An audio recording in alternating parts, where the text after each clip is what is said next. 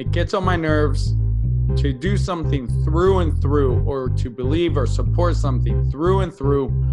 A ripoff. I'm coming down with something, and because there's something going around. These are 5 expressions we're going to look at today. Let's go.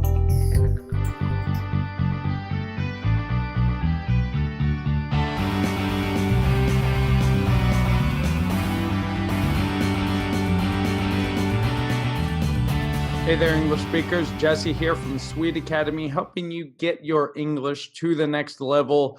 And a great way to do that, no matter what level you are, is these fixed expressions. These expressions, idioms, phrasal verbs, these kinds of groups of expressions that go together. That's a way to make you and help you sound more natural. So let's look at these 5 expressions today. The first one is, it gets on my nerves. It gets on my nerves. It gets on my nerves. So when something gets on your nerves, it means that it's annoying. It really annoys you. It gets on my nerves. So we could say, for example, if you have a friend or know someone that kind of bothers you a lot, right? He gets on my nerves when he starts complaining. He just never stops. You could also say it gets on my nerves when he starts complaining. That's probably a little more polite. It gets on my nerves when he starts complaining. He just never stops. Write a comment below and use this and tell me something that gets on your nerves. Next one. To be something or to do something through and through, or to believe something through and through, to support something through and through. It means you believe it or you support it no matter what, like 100%. I am a Real Madrid supporter through and through. I am a Sevilla supporter through and through. I'm a Betis supporter through and through. If you're a fanatic about a team or you're a fanatic about something, you support it or you like it through and through, no matter what. And this came up in a conversation in one of my lessons, one-on-one lessons, and we were talking about Donald Trump. And I said, Donald Trump has a lot of fans who support him through and through. It doesn't matter what he does, right? Donald Trump has a lot of supporters and a lot of fans who support him through and through. You know, it seems like he could have a newborn baby and throw it in front of a bus and he'll still have his supporters, right? Through and through. But it can be a positive, it's normally a positive thing, right? Because we want to support things and believe in things through and through. Like you might support your children through and through. That's a better way we can use it. Let's move on. A ripoff. This is just a way to say a scam, right? A cheat, a lie, a ripoff. That's a ripoff. When you pay too much money for something, right? Something costs this much money, but it's only worth this much, right? It's a ripoff. It should be pretty equal. But if something's a ripoff, it's a scam, it's a cheat, you paid too much. And we use it as a phrasal verb, a separable phrasal verb, to rip somebody off.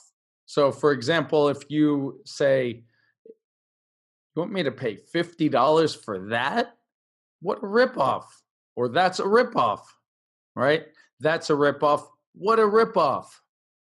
That's a ripoff. What a ripoff. Practice it. Use it. And in the phrasal verb, this came up. I remember a story of a Korean student. They went to the United States to visit New York City. And there are so many different kinds of people in New York City, anyone you'd want to meet. And you have people in the streets selling their CDs, their music. So I guess they gathered around this boy and started speaking quickly and and telling them about their CD and playing their music. And he said he made him spend $20. He came to me and said, New York was good, but I got robbed. And I said, you got robbed? And he said, yeah, these guys, they had their CD, and he said, $20 for a CD, $20 for a CD. And with all the fast talking, he paid him $20, gave him his CD, and that was it. And he was sitting there with a CD that he didn't want. That's not stealing. That's a ripoff. It's kind of a scam. It's kind of cheap, but it's not robbing. It's a ripoff. So he could say, some guys ripped me off in New York. They made me pay $20 for the CD that I didn't want. Some guys ripped me off. Some guys ripped me off in New York. Next, I'm coming down with something. I'm coming down with something. You use this when you're getting sick, right? You're starting to get sick. Maybe you're coughing. You don't feel well. You have a stuffy head, a headache. And you're starting to get sick. I'm coming down with something. I'm coming down with something. Keep your distance. In fact, I do this. I say this because, it's customary to shake somebody's hand when you see them, to greet them, say hello. But when I'm sick, when I'm coming down with something, I don't want to shake somebody's hand because I don't want to give them my illness. So I don't want to shake your hand. I think I'm coming down with something. I don't want to shake your hand. I think I'm coming down with something. I think I'm coming down with something.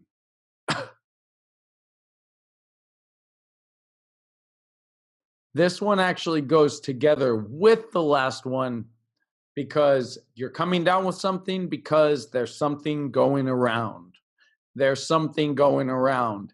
And you use this when people all around you are getting sick, right? Maybe your friend and then coworker and then another coworker. And there's just something going around the office. There's something going around, an illness to him, to him, to him, and then to me. There's something going around. There's something going around. I think I'm coming down with something because there's something going around. And we can use this. My friend might say, are you okay? Yeah, I'm okay. There's just something going around. I think I've come down with something. There's something going around. So these are 5 expressions for you to learn and use this week. They came up in classes and I wanted to share them with you. Be sure you use them and let me know below which one is your favorite and which one do you think you're going to use this week. If you like this lesson even a little bit, then click that subscribe button right over there or below and click the bell so you don't miss a single video. And there's another cool video, useful video right below me. Check out the playlist of the 5 expressions. Thanks for watching. I'll see you next time.